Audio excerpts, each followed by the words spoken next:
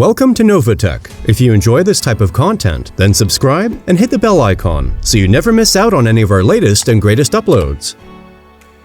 BARD is Google's experimental, conversational AI chat service. It is meant to function similarly to ChatGPT, with the biggest difference being that Google's service will pull its information from the web. When was Google BARD announced? BARD was unveiled on February 6th. In a statement from Google and Alphabet CEO, Sundar Pichai. Even though BARD was an entirely new concept at the announcement, the AI chat service is powered by Google's language model for dialogue applications, or LaMDA, which was unveiled 2 years ago. How does Google BARD work? LaMDA was built on Transformer, Google's neural network architecture that it invented and open-sourced in 2017. Interestingly, GPT-3, the language model ChatGPT functions on, was also built on Transformer, according to Google. The initial version of BARD will utilize a lightweight model version of LaMDA because it requires less computing power and can be scaled to more users, according to the release. In addition to LaMDA, BARD will draw in all the information from the web to provide responses. Pichai said pulling from the web would provide fresh, high-quality responses. The use of LaMDA is a sharp contrast from most AI chatbots right now, including ChatGPT and Bing Chat, which use an LLM in the GPT series. Who has access to Google BARD? Google opened up its BARD waitlist on March 21, 2023. The waitlist will grant access to limited users in the US and UK on a rolling basis. Google will collect early user feedback to continue to improve the AI chatbot. How to get on the Google BARD waitlist? To get on the BARD waitlist, all you have to do is visit the homepage, sign into your Google account, and accept the terms and conditions you are set. What is the controversy around Google BARD? Google's BARD had a rough launch, with a demo of BARD delivering inaccurate information about the James Webb Space Telescope, or JWST.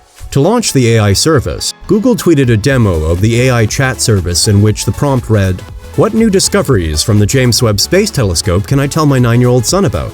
BARD replied, "JWST took the very first pictures of a planet outside our own solar system."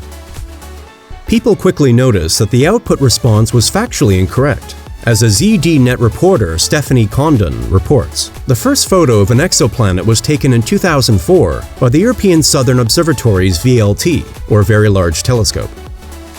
This highlights the importance of a rigorous testing process, something that we're kicking off this week with our Trusted Tester program, said a Google spokesperson to ZDNet in a statement.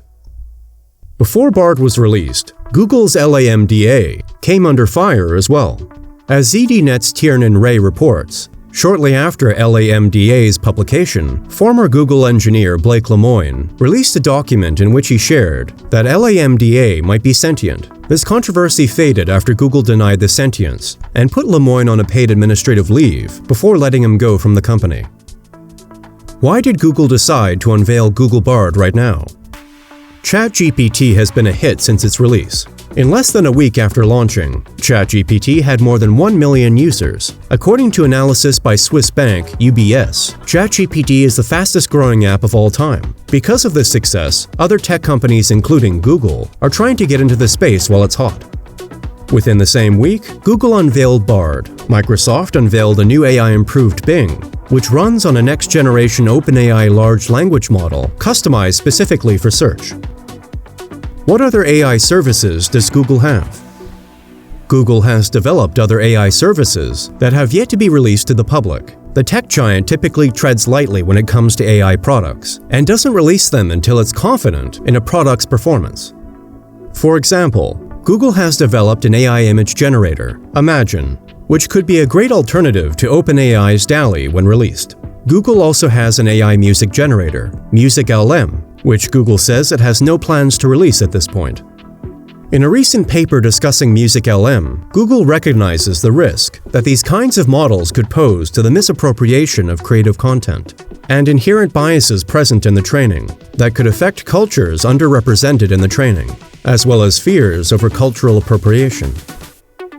And with that, we've reached the end of this video, all about what Google BARD is. If you enjoyed this video and found it helpful, don't forget to leave a like and subscribe for content just like it.